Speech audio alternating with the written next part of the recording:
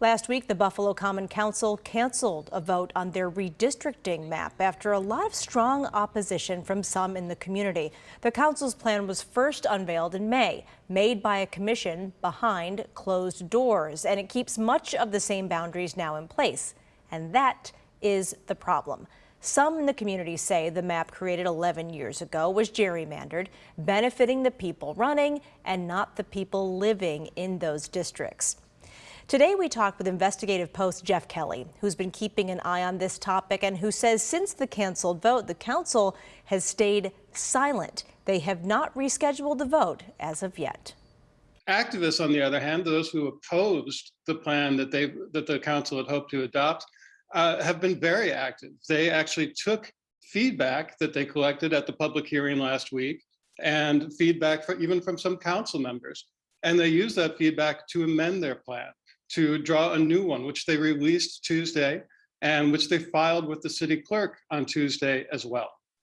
And it's remarkable because, you know, this group of activists, this coalition, is sort of behaving like an independent redistricting commission. They're doing what the council was meant to do, which is sort of air an idea publicly, gather feedback, and incorporate that feedback into your product, in this case, a redistricting plan.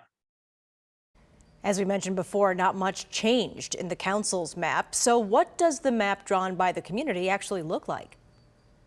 The new plan that they've just filed with the city clerk is quite a bit different than what exists today. They argue that's a good thing.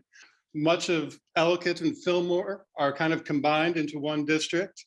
Allentown and the Elmwood Village are made into one district.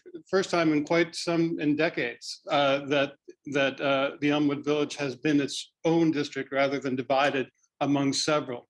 And the Niagara district now stretches all the way along the waterfront, all the way down pretty much to the outer harbor. It's a long waterfront district. So it looks quite a bit different than the map that exists now. So now there are two maps, the first made by the council and the second made by a community group. So now what? It's sort of up to the council.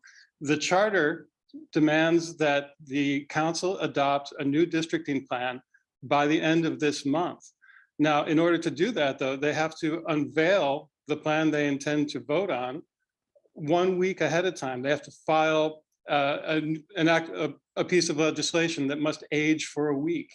So they have to do that sometime relatively soon. And you can check out Geoff's full story on investigativepost.org. We'll also be following this story for any updates if and when they come.